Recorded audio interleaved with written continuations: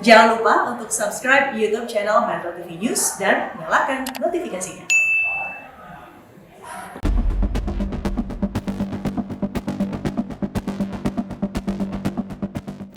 Dalam rapat koordinasi bersama Bupati dan Wali Kota, Gubernur Kalimantan Tengah Sugianto Sabran meminta kepala daerah dan petugas bergerak cepat menangani bencana banjir terutama warga yang terdampak banjir. Para kepala daerah juga diinstruksikan tidak melakukan perjalanan keluar daerah guna penanggulangan bencana banjir di wilayahnya. Ada yang stroke, kemarin kita pindah langsung. Nah terus ada yang di rumah, yang stroke juga kita ambil juga Pak, ada yang diimpus. Saya minta diambil. Hal-hal ini yang kami ketemu di lapangan di sekitar saya dan Wali Kota Pak, di sekitar Ibu Wakapolda, Pak Kejati dan kita. Ya di bawah kita semua Kota Palangkaraya ini bergerak cepat dengan tulus dan ikhlas sehingga tidak ada orang kelaparan gitu loh Pak. Sementara itu di Kalimantan Barat, Menteri PUPR Basuki Hadi Mulyono meninjau sejumlah titik banjir di Kabupaten Sintang yang sudah berlangsung selama 4 pekan. Menteri Basuki memprediksi ada kerusakan lingkungan terjadi di hulu sungai. Rencananya pemerintah akan membangun geobag sebagai solusi jangka pendek penanganan banjir. Ini karena perjumpaan dua sungai, Kapuas dan Melawi. Oke, kita ada di sini, ini yang banjir. Saya ingin kita coba diukur dulu nanti dengan geobag karena prediksinya BMKG itu kan masih ada laninya nanti bulan Februari, Januari, Februari, Maret kan, itu jauh lebih besar menurut prediksi. Oke, jadi saya akan segera bikin ini dengan geobag. Kabupaten Sintang, Kalimantan Barat menjadi sorotan karena banjir yang tak kunjung surut lebih dari 4 minggu. Sementara Palangkaraya, Kalimantan Tengah ikut disorot karena banjir kali ini meluas dan terbesar selama beberapa tahun terakhir. Banjir di 2 wilayah di Kalimantan ini diklaim berasal dari luapan dan kiriman air sungai dan curah hujan yang tinggi. Di sisi lain, faktor kurangnya wilayah tangkapan dan resapan air hingga kerusakan lingkungan menjadi tambahan penyebab banjir meluas dan tak kunjung surut. Tim Liputan Metro TV. BMKG memprediksi fenomena La Nina masih akan mengancam sejumlah wilayah di Indonesia hingga Februari tahun depan. Banjir di Palangkaraya, Kalimantan Tengah juga diklaim yang terbesar dan meluas dalam beberapa tahun terakhir. Bagaimana penanganan banjir, terutama warga yang terdampak, dan solusi sementara agar banjir tidak kembali terjadi di Kalimantan Tengah. Saat ini kita sudah tersambung dengan Gubernur Kalimantan Tengah, Sugianto Sabran. Selamat siang, Pak Sabran. Selamat siang Mbak. Data terupdate hingga hari ini berapa banyak wilayah di Kalimantan Tengah yang terdampak banjir dan berapa banyak warga yang mengungsi, Pak Sabran? Jadi menurut data kami dari 13 kabupaten 1 kota Kalimantan Tengah, ada 5 kabupaten dan 1 kota Palangkaraya yang terdampak banjir. Terus ada 2 kabupaten yang sudah mengeluarkan tanggap darurat, termasuk kota Palangkaraya, jadi ada 3 yang mengeluarkan tanggap darurat dari 5 kabupaten dan 1 kota. Masyarakat dari 136 kecamatan yang kena banjir itu 29 kecamatan, terus dari kelurahan dan desa itu ada 138 kelurahan yang ada di Kalimantan Tengah. KK yang terdampak itu ada kurang lebih 33.000 KK, 240 KK. Nah terus jiwa itu ada 105.000 jiwa lebih. Nah terus untuk khusus di Kota Palangkaraya, banjir tahun ini memang betul-betul tinggi, 1,5 meter lebih. Sudah beberapa tahun tidak pernah terjadi dan ini terjadi. Nah terus ada juga di kabupaten yang terdampak Cempaka Hulu itu juga 1,5 meter lebih. Nah terus ada jalan nasional di Kabupaten Pulang Pisau itu ada sampai 1,5 meter lebih, bahkan sekarang itu lumpuh. Tetapi dari Kementerian PUPR Pak Basuki sudah membuat PL Slab di sana sesuai dengan kami ajukan di tahun 2017. Mudah-mudahan tahun 2022 nanti jalan nasional ini selesai dengan PL Slab jembatan layang tersebut sehingga nanti akses mobilitas barang dan orang tidak terhalang lagi akibat banjir, Mbak.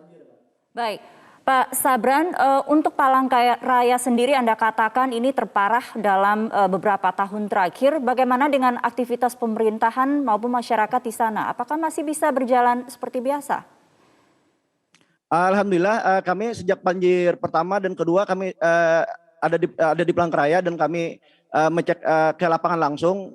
Jam 1 malam kami melihat yang terdampak banjir, melihat masyarakat yang ada pengungsi, melihat kekurangan apa yang harus diambil langkah, sehingga di hari ketiga kami ada rapat koordinasi dengan Forkopimda Kabupaten Kota se-Kalimantan Tengah. Saya sudah mengarahkan kepada Bupati dan Wali Kota yang mengeluarkan tanggap darurat supaya tidak bepergian, itu yang pertama dulu, supaya mereka berada di tengah-tengah masyarakatnya. Kenapa sering sekali Bupati, Wali Kota kalau ada bencana mereka bepergian, sehingga menyulitkan kami koordinasi.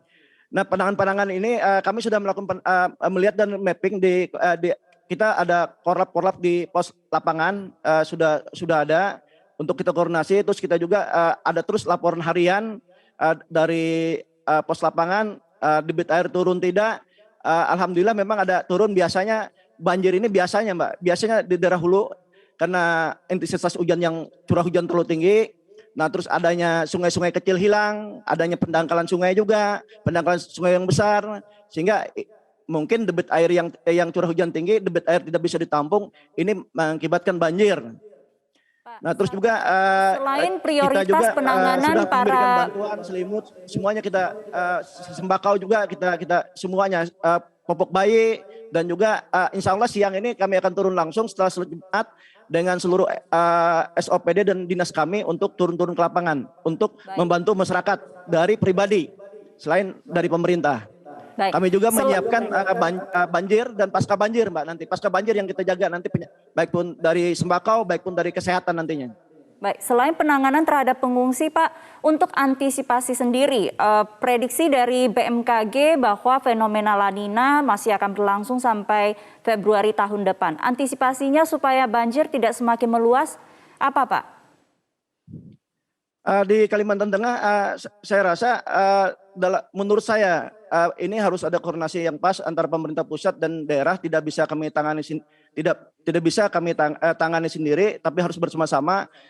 Pertama, kita kan tahu, Mbak, bahwa di Kalimantan Tengah banyak sekali perizinan-perizinan baik pun HTI dan HTI yang jalan sedang dan tidak jalan, dan juga banyaknya perkebunan sawit. Pertama itu terus di daerah Sungai Kahian Hulu, terus di Sungai Arut yang daerah hulu, ini kan banyak lagi, ditambah lagi adanya illegal mining dan illegal logging. Nah, ini juga harus ada kerjasama dan mencarikan solusinya. Kenapa kalau tidak kita lakukan? Saya yakin 30 tahun, 50 tahun ke depan, Kahayan Hulu ini dan beberapa sungai besar di Kalimantan Tengah bahkan sama dengan tanah nantinya, dataran sama dengan dataran tanah itu. Jadi hilang, sungainya akan hilang. Dan ini harus ada tindakan dari pemerintah. Pertama tadi dari segi lingkungan yang rusak, nah terus ditambah lagi adanya perusahaan perkebunan, HTI. Saya meminta kepada pemerintah pusat, aturannya harus baku. Dari kiri kanan sungai itu tanaman HTI dan perkebunan sawit itu harus 500 meter paling tidak, supaya menjaga supaya tanah ini yang kiri kanan sungai itu tidak terjadi abrasi. Dan juga harus ada gerakan penghijauan besar-besar, Mbak, dalam 1-2 tahun. Dalam 1-2 tahun ini harus ada penggerakan penghijauan rehabilitasi kiri kanan sungai. Harus gerakan besar-besaran, tidak boleh setengah-setengah. Karena alam kita, lingkungan kita, daerah hulu-hulu sungai ini banyak sekali tambang-tambang ilegal dan para pengusaha yang tidak sadar bahwa betapa pentingnya lingkungan itu apabila kita sudah merasakan bagaimana pahitnya banjir. Baik, masyarakat Pak kita Sabran, pertama. yang Anda sebutkan tadi kan butuh solusi jangka panjang, tapi untuk solusi jangka pendek ada tidak yang bisa dilakukan untuk mengantisipasi makin meluasnya banjir? Kalau jangka pendeknya harus kita, Mbak, ini kan tiap tahun terjadi dalam 2 tahun nih yang banjir besar. Karena ini penanganan daerah hulu, ini ada kekhususan. Saya tadi sudah melihat bagaimana di Sintang Pak Kementerian PUPR menangani. Ini harus diteliti dulu, tidak boleh kita mengambil langkah, dilihat dulu ke lapangan, langkah apa yang kita ambil. Tetapi yang nyata yang harus kita siapkan, langkah-langkah pertama ya penanganan yang masyarakat terdampak, Mbak. Kalaupun memang mau masyarakat ini direlokasi dari pinggir-pinggir sungai supaya nggak terdampak ke depannya, ya harus direlokasi ke dataran yang lebih tinggi. Tanah di Kalimantan masih luas, harus direlokasi. Tapi apakah mereka mau atau tidaknya itu yang harus kita lakukan.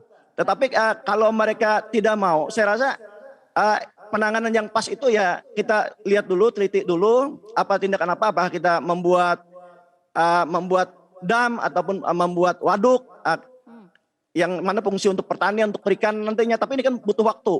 Baik. Tapi yang segera ditangani oleh pemerintah dalam 1, 2, 3 tahun ini, Mbak, banyak sekali sungai-sungai yang hilang, sungai kecil yang hilang.